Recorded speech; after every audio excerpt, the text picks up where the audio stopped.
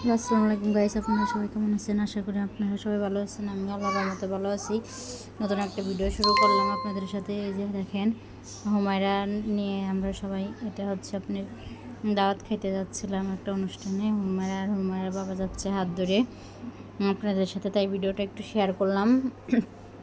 যে হুমায়রার বাবা, আমরা সবাই দাওয়াত গেছিলাম। হুজাইফা তো বাড়ি ছিল না, বাসায় ছিল না, ও দেশের বাড়িতে গেছিলো বেড়াইতে। এজন্যও ও নাই এখানে। এই দেখেন, আমরা আসার পরে যে খাওয়া দাওয়া শেষ করার পরে যে হুমায়রা আর জুবাইয়ের হচ্ছে আমার ছোট দেওরের ছেলে, ওরা খেলা করতেছিল এখানে। দেখেন একটু সাজাইছে অনেক সুন্দর করে, সাজানোটা ভালোই হয়েছে, মানে সব কিছুই ভালোই সুন্দর হয়েছে। হুমায়রা যে খেলা করতেছে, জুবাইর অনেক দুষ্টামি করতেছে দেখেন, মানে অনেক দুষ্টামি করছে জুবাইয়ের। তারপরে যে আমরা এখানে সবাই বসে আছি যে বউ দেখবো। জুবাইরের আব্বু ডাকতেছিল জুবাইরে খাওয়ানোর জন্য। যে হুমায়রা বললাম যে এখানে বসাই দাও, হুমায়রার একটু ভিডিও করি, কিন্তু হুমায়রা তো বসে না, অনেক তুরে করে। দেখেন কেমন করতেছে না, আমি আসে বসে থাকে না, নিনজালা একটু বসে না। ওরে যে ভিডিও বানাচ্ছি, বললাম এখানে একটা ছবি উঠাবো এখান থেকে, তাও ও বসে না, ছবি উঠাইতে দেয় না, খালি দুষ্টামি করে। জুবাইর আবার আইসে, জুবাইরও দুষ্টামি করতেছে, কিচ্ছু খায় নাই। দুটো বাচ্চা আর একটা বাচ্চা ও এখানে খাবার খায় নাই, মানে এরা খালি খেলাধুলা করছে। যে আমরা খাইছি, জুবাইর আমাকে টেবিলে আসছে, হুমায়রা আবার নামে গেছে। হুমায়রার বাবা দেখেন ওদের এই করতেছে, টেক্কার করতেছে। এখানে কফি ছিল, আমরা কফি খাইছি, খাবার শেষ করে একটা কফি খেলাম। এই যে আমরা আবার দেখেন হুমায়রা আর জুবাইর এইদিকে চলে আসছিল, যে বউ আসছে, যে আমরা বউ দেখতেছি।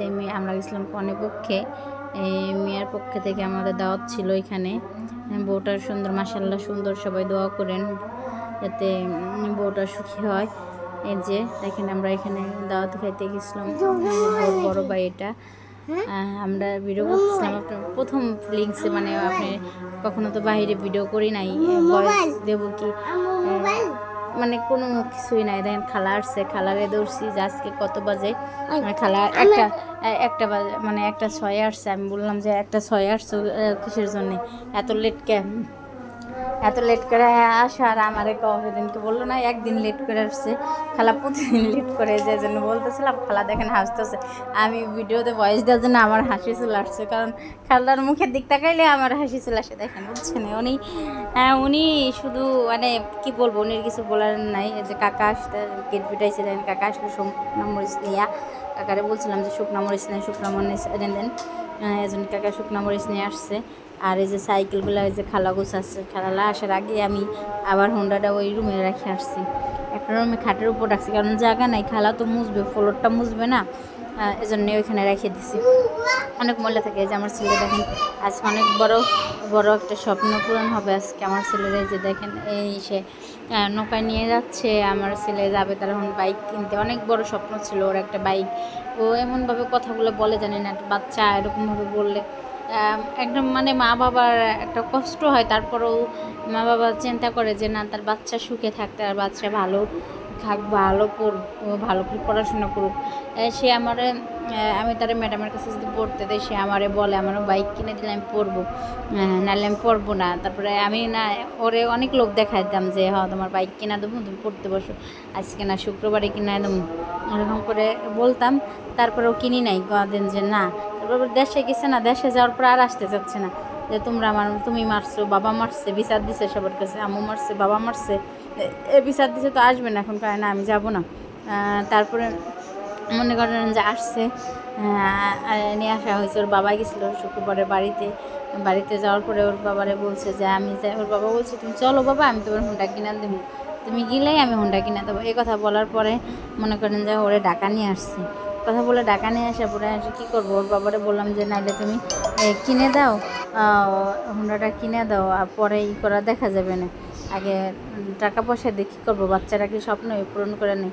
তারপরে মনে করেন যে আজকে দুপুরে ঘুমাই নাই, হোন্ডা কিনতে গেছে, অনেক এক্সাইট ছিল হোন্ডা কেনার জন্য, মানে তার খুবই স্বপ্ন ছিল একটা হোন্ডা, সেটা কিনতে যে নদী পার হচ্ছে। সে খুব মহা খুশি, আবার টাকা নিয়ে রাখছে হাতে, যে টাকাটা সে যে নৌকা ওই মামারে দেবে, কারণ সবসময় সে রিক্সায় উঠুক যাই উঠুক তার কাছে দিতে হবে টাকা, সে টাকা দেবে এরকম অবস্থা যে তাকে দাও সে দিক টাকা এরকম দেবে। নদীর পানি কী অবস্থা দেখছেন, এখন কি সুন্দর পানিটা দেখা যাচ্ছে।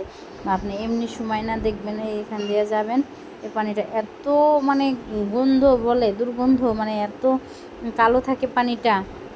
না আমার ছেলে দেখেন গাড়িটা কেনার পরে বাসায় আসছে সন্ধ্যার সময়, আসার পরে যে আবার ওর বাবা কারখানায় চলে গেছিলো কাজে, তারপরে ও মনে করেন যে গাড়িটা চার্জ দিয়েছিল, ও বসে আছে, আমি বাবা আসবো কখন, তারপর আমি নিচে নামাবো, যে গাড়িটা নিচে নামা এখন গাড়ি চালাচ্ছে নিচে।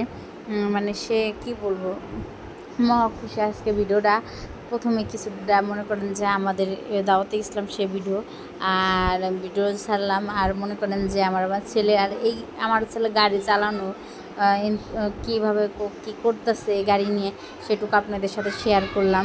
দেখেন কীভাবে কি মানে ওর আনন্দটা আসলে একটা মা বাবার কাছে তার সন্তানের আনন্দটাই সবচেয়ে বড়। দেখেন অনেক খুশি, আর ও নিচে গেছে সব পোলাপান ওর পিছনে ঘুরতেছে।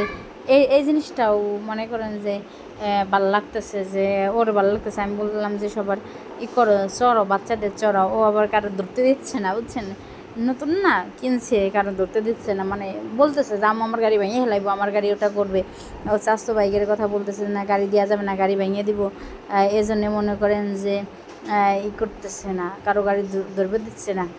আবার মনে করেন যে গাড়িটা নিয়ে অনেক মানে সারাদিনও গাড়িটা নিয়ে অনেক দুষ্টামি করছে, শুধু বান্ধবীরে চড়ায়, আর কারোই চড়ায় না, শুধু বান্ধবীর চড়ায়, বান্ধবী ছাড়া গাড়িতে চড়ায় না। আবার ওর নানিরে ফোন দিয়ে দেখাইছে, ওর মামারে ফোন দিয়ে দেখাইছে, সবারই ফোন দিয়ে দেখাইছে গাড়িটা, এই যে দেখো আমার গাড়ি দেখো, মানে খুব খুশি, সবার কাছে গল্প করতেছে। আবার যে আসছে তার টাইনে ধরে দেখাচ্ছে যে আমার গাড়ি দেখে যাও, আমার গাড়ি দেখে যাও, ধরো থেকে যে চলে যাবে সেটা যাইতে দিচ্ছে না, যে আমার গাড়ি দেখে যাও এবং করতেছে। মানে বাচ্চা মানে ও কীভাবে যে বলে জানেন না, বলে যে আম্মু ওর ছোটো কাকুর গাড়ি আছে, বললো যে আমার আম্মু আমার ভাউ কাকুর গাড়ি আছে, আমার যুবুর ছোটো কাকুর ছেলের গাড়ি আছে, যুবু ওদের গাড়ি আছে। আবার বলে যে আম্মু ওই যে আবু বক্করের গাড়ি আছে, আমার সেজো বাসুরের ছেলের গাড়ি আছে। আবার বলে যে আম্মু সেজো কাকুর গাড়ি আছে, আমারও গাড়ি নাই, আমার বাবারও গাড়ি নেই, এই কথা বলে। যখন এই কথাটা বলে তখন একটা মা একটা বাবার আসলে অনেক খারাপ লাগার কথা, যে একটা বাচ্চার একটা শখ একটা স্বপ্ন যদি পূরণ না, মা বাবা সবসময় করে যে চায় যে নিজে কম খাই কম পরি, নিজে ভালো একটা কাপড় চাপড় যদি নাও পরি, তারপরেও কই একটা সন্তানের দেওয়ার চেষ্টা করি যে আমার সন্তানের এই জিনিসটা ভালো দেই, সেরা দেই।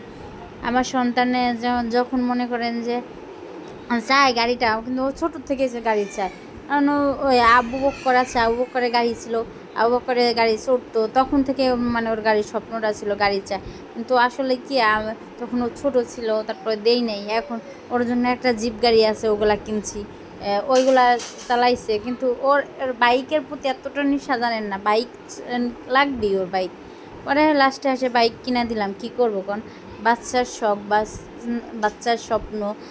আসলে একটা মা না খাইলো না পড়লো, তারপরেও তো আপনার মনে করেন যে একটা কম খাই, একটু কম খাই, একটু কম পড়ি, একটা বাচ্চার স্বপ্নটা পূরণ করি, এই আশাই ছিলাম যে আমি একটু কম পড়ি। সবসময় চেষ্টা করি আমার ছেলেটার সবসময় ভালো একটা জিনিস দেওয়ার, ভালো কিছু খাওয়ানোর। আসলে এটা একটা মধ্যবিত্ত ফ্যামিলির জন্য কষ্টদায়ক যে একটা বাচ্চা সবসময় আসলে দেখে না, ও আমার অনেক কষ্টের পর একটা বাচ্চা, মানে অনেক দিনের সাধনার ফল। ও আমার ওর জন্য কিছুই না করতে পারি না, ও কোনো কিছু চাইলেই না। আমি আজকে আমার কষ্টের কথাগুলো আপনাদের সাথে শেয়ার করলাম, যে ওর কোনো কিছু না আমি আপনাদের সাথে করতে পারি না, ওর সরি আপনাদের সাথে বল, ওর কোনো কিছু না দিয়ে আমি পারি না। কিন্তু আমার মেয়ে আছে ছোটো, আমার মেয়ে যতটা মার খাইছে আসলে ওর আমি মার দিতে পারি না, কারণ ও আসলে অনেক দেরিতে আমার হয়েছে। মানে আমার বিয়ের মনে করেন যে 4 থেকে 5 বছর পরে হয়েছে, মানে এতদিনকের গ্যাপ পরে একটা সন্তানের যখন আহাজারি করতাম, তারপরে ও হয়েছে।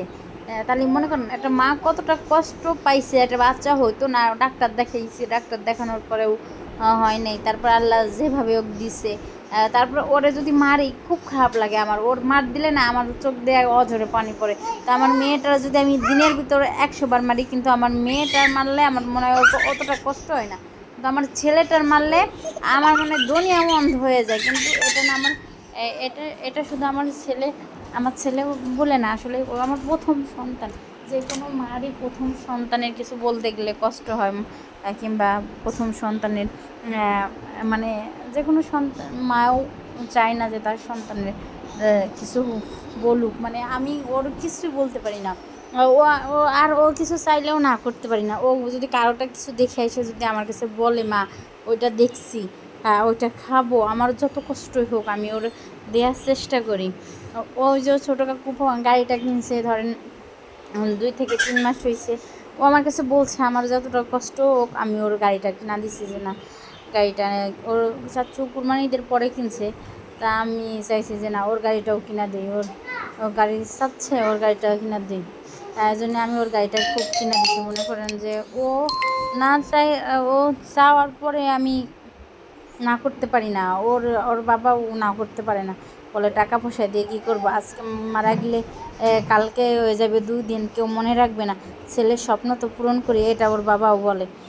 কি বলবো আপনাদের সাথে, আর কিছু বলার নাই। মানে আমার বাচ্চাদের জন্য আপনারা দোয়া করেন, ওদের জন্য এখন যেমন খাওয়াইতে পারি পড়াইতে পারি, ভবিষ্যতের জন্য চাইতে ভালো করে খাওয়াইতে পারি পড়াইতে পারি। আপনারা আমার পাশে থাকেন। একটা ইউটিউব চ্যানেল খুলছি খুব আশা নিয়ে, যে এই আমরা যে এখন যেভাবে একটা মহিলা ঘরে বসে, আমি আসলে অনেক কষ্ট করার পরে এই ভিডিওটা ছাড়ি। মানে দিনের একটা মহিলার তো সংসার অনেক কাজ থাকে, তারপর আমার 2টা বেবি নিয়ে মনে হয় অনেক কষ্ট হয়, তারপর আমি একটা ভিডিও প্রত্যেক দিন চেষ্টা করি যে একটা ভিডিও ছাড়ি।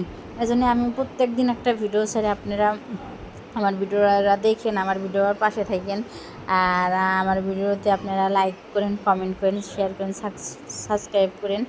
মানে কি বলবো, আর কিছু বলার নাই। আপনাদের কাছে চাই আপনারা আমার পাশে থাকেন, একটা মার পাশে থাকেন। একটা মা যেন তার সন্তানের পরিপূর্ণ সব কিছু দিতে পারে, সব কিছু কেয়ার করতে পারে, এটা দেখেন আপনারা পাশে থাকেন। আর কিছু বলার নাই। আল্লাহ হাফেজ।